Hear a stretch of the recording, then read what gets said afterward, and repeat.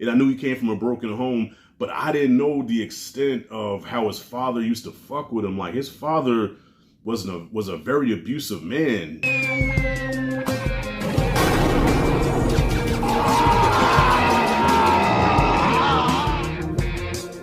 All right, y'all, the time has finally come. My most anticipated documentary of this year, SLY, which is on Netflix right now.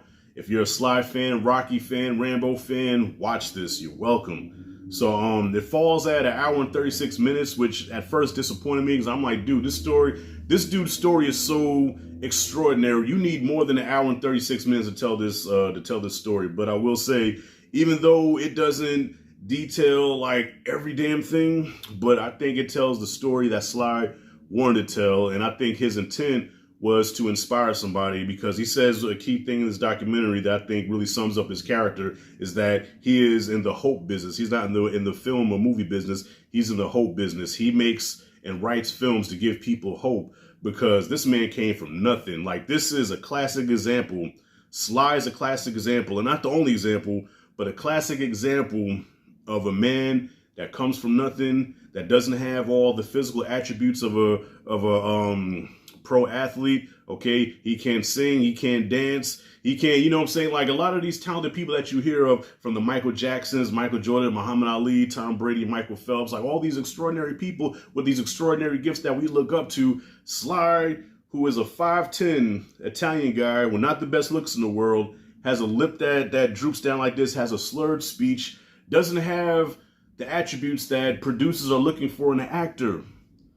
But he didn't tuck his tail between his legs. He didn't wrap up under a cover and say, you know, poor me. You know, he said, you know what, I'm going to do something about it. So he started writing. He says, okay, you're not going to give me the roles that I want. I'm going to write the roles that I want, and I'm going to take those roles one day. And that's how Rocky came to be. This is a perfect example of the American dream, man. That's the American dream, nigga. Well, ain't it? I'm sorry, I had to throw that in there. That's from Superfly.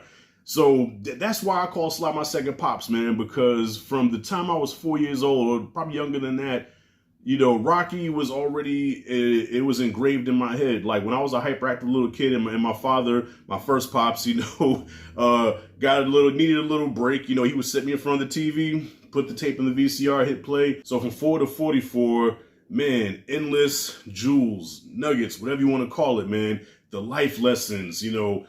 Rocky, you know, I don't know. I've never met Sylvester Stallone a day in my life. You know what I'm saying? I don't know the man. I don't know what kind of father he is in real life.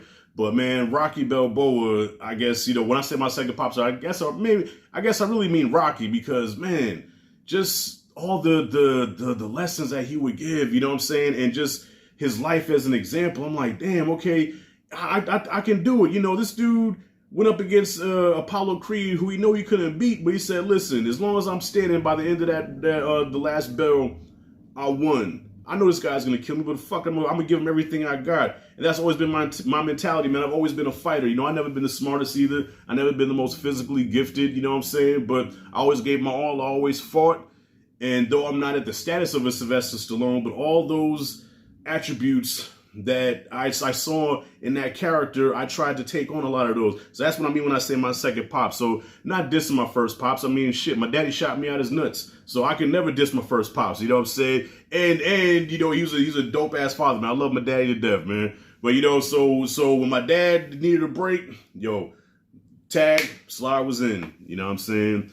So, and not to give too much about this documentary away, I highly recommend watching this, especially if you're a fan. Even if you're not a fan, I think you will become a fan after you watch this. And I thought I knew everything about the man, but there were some things that I did not know, like his troubled upbringing. Like, I know he was kind of a problem kid. You know, he didn't get good grades in school and whatnot. And I knew he came from a broken home, but I didn't know the extent of how his father used to fuck with him. Like, his father was a very abusive man, you know what I'm saying? Not to get into detail, I'm gonna let you watch the doc, man, but there's some things that his father did that was extremely disturbing. He like, dude, how could you do your son like that, man?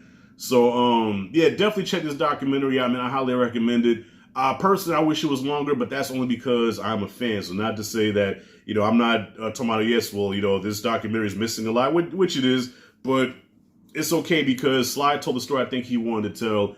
And also when it came to his son, Sage, I noticed that, you know, Sage was brought up, but not really in details. I think that was too hard for SLY to talk about, you know what I'm saying? Because, you know, that I know he took it really hard. when he lost his son at 36 years old. You know what I'm saying? So I know that really fucked with him, and I know he really didn't want to touch on that. But anyways, as a fan, I wish I could have got more of, okay, I wanted to see some behind the scenes about, Nighthawks, and, I wanted to know more about my personal favorite movie of all time, Rocky 3, which I know mostly about that movie anyway, but I just wanted to hear Sly talk about it more. But overall, I give this an A. This is an easy A. Loved it. I'm going to watch it again. We all have our, our little voice in our head that tells me that tells us like, damn, well, this ain't going to work, or, whatever. But you know what? Fuck it. Go for it anyway. I'm a small YouTuber.